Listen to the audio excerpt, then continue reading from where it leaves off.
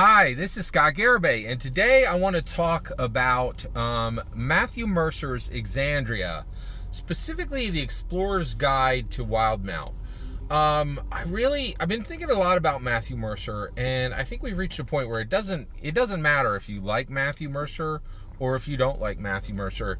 You best recognize that Matthew Mercer is the future of the game. I really feel that Matthew Mercer is absolutely the future of Dungeons and Dragons. And the reason why is celebrity. He's the only real Dungeons and Dragons celebrity. You could take the next 10 people connected to Dungeons and Dragons and lump up their how people recognize them together, and they wouldn't equal Matthew Mercer. He has just done more. And the reason why is he brings celebrity from somewhere else, and then he talks about Dungeons and Dragons in a lot of other places. I recently saw him do an interview with Grace Randolph. She's a very famous movie reviewer. She's a successful movie reviewer. She has almost 1 million subs. I would say and you know what? She was in movies. She is famous, right? So, and she had on Matthew Mercer just talking about the Blood of Zeus. I think it was called The Blood of Zeus or the Rise of Zeus, and it was a anime Netflix show. And Matthew Mercer just did one of the voices, right? So Matthew Mercer genuinely loves Dungeons & Dragons and has done incredible amount of success with Critical Role. But he also has genuine level of celebrity. And when it comes to the D&D world, his level of celebrity is just so far above anybody else's, right?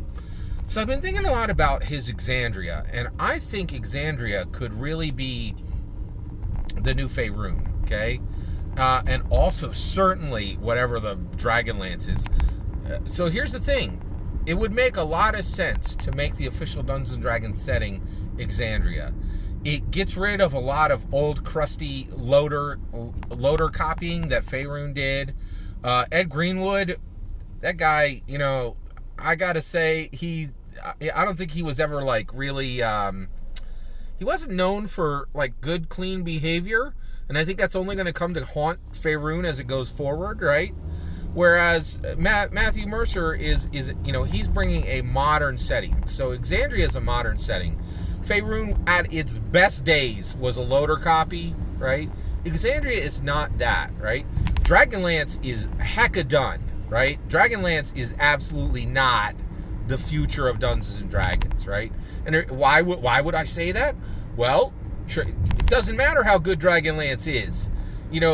Tracy Hickman and Margaret Weiss are suing Wizards of the Coast. They're not going to reward that by embracing the setting of Dragonlance.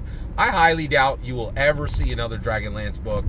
They're done with that. That's finished. It's done. Stick it with a fork. That's finished, right? So the reality is there's just a huge negative. There's no real good Dungeons & Dragons setting, and Exandria can fill that vacuum, okay? So I've been thinking about Exandria, right? And I was thinking about Exandria. Now, Exandria is the world. Wildemount is one continent on that world.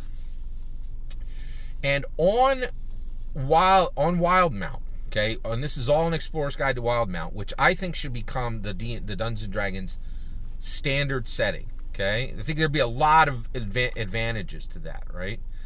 And one of them would be, it's a really good model for letting modern players feel like this relates to their current time, okay? Now, why is that? If you think about Wildemount, right, there are three forces, three nations within the landmass of Wildemount, okay? Three of them. I'll break them down. There's the Dwendalian Empire, led by King Dwendal, okay? Then there is the Kryn dynasty, led by the Kryn Queen, okay?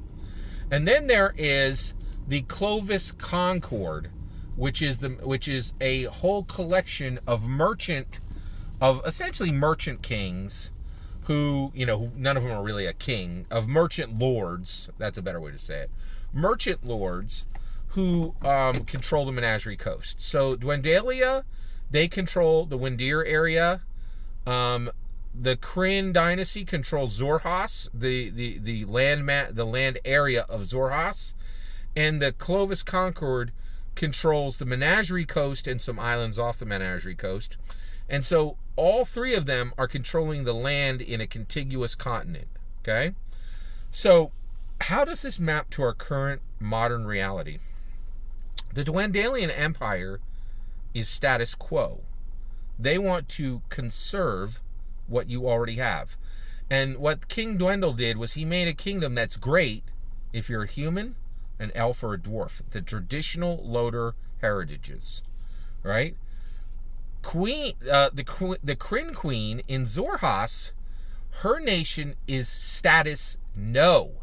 She is saying no to the status quo, and she is saying in Kryn, in Xhorhas, the Kryn dynasty puts forward the desires of the drow, the tieflings, the minotaurs, and any other monstrous heritages, right?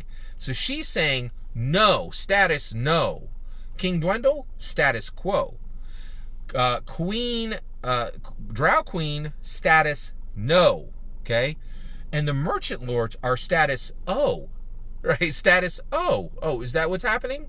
And the reason why is the Clovis Concord is really interesting. They sell to Xhorhas. They sell to Windnendir. They sell to the Kryn dynasty. They sell to the Dwendalian Empire, okay? But they really are just like, what's happening? Oh, is that happening now? They can't stop anything from happening, okay?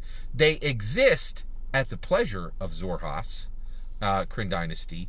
They exist at the pleasure of Windnendir, Dwendalian Empire, because either one of those forces could come down and take over their little whatever in about a weekend, maybe a week, maybe a month, right? But if the Clovis Concord goes to war with anybody, you know who's winning, right? Those Merchant Lords, they got that kind of weight, right?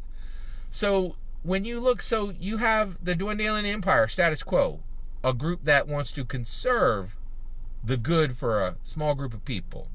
You got the status no, people who are being progressive and saying, we want to progress what's going on in Wildmount. We want a progressive way of life, right?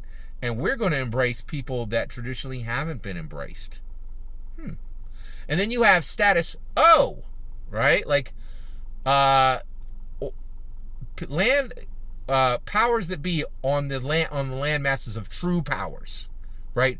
Who really, they can talk a big game and they can, make, some noise, but they don't have any real power. And they exist at the pleasure of others, right? This is very modern. And I think any American is going to be like, yeah, I see some definitely analogies to the world I'm living in, right? And I think that's great. I think that's really good that people can recognize their modern setting in their medieval setting for Dungeons & Dragons. Exandria is a great model for a modern to be the default setting for Dungeons & Dragons 5th edition and 6th edition. That's my opinion. What do you think? What do you think should be the default setting for Dungeons & Dragons? Right now, it's the multiverse, which is all settings. Blah. Not fun, right? We got to replace it. But that's my opinion. What do you think? Let me know in the comments below. Please consider liking and subscribing, and have a wonderful millennium.